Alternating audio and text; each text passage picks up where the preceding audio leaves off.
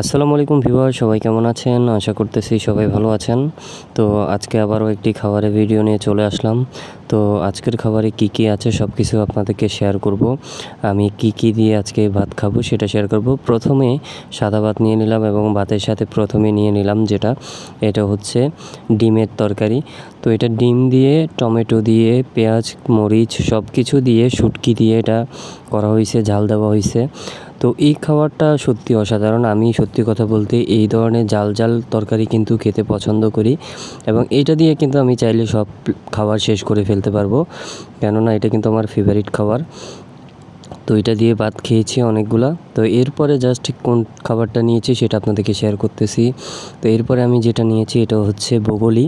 তো বগলিটা আপনারা অনেকে হয়তো চিনবেন, আবার অনেকে হয়তো চিনবেন না। আমি বলে দিচ্ছি, এটা কিন্তু কলা গাছ আছে না, কলা গাছের ভিতরের যে অংশটা, সাদা অংশটা, ওইটা আমরা রান্না করে খাই। তো এটা ডাল দিয়ে রান্না করা হয়েছে, বুটের ডাল দিয়ে।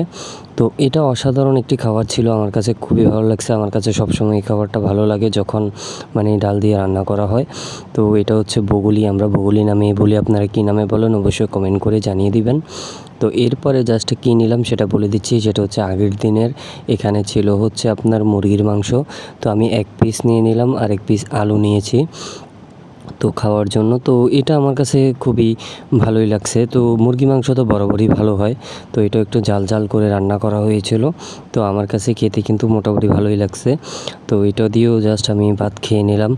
তো বাকি ভাতটা আমি এটা দিয়ে খেয়ে ফেলেছি। আরেকটা বিষয় যেটা বলবো সেটা হচ্ছে, প্রথমত আমি যেটা বলবো, আমার কাছে আজকে 3টা তরকারির ভিতরে সবচেয়ে ভালো লেগেছে বগলি। তো বগলির পরে যদি কিছু ভালো লেগে থাকে সেটা হচ্ছে ডিমের তরকারি। তো এরপরে যেটা সেটা হচ্ছে মুরগির মাংস। তো ভিডিওটি কেমন লাগলো অবশ্যই কমেন্ট করে জানাবেন। ধন্যবাদ।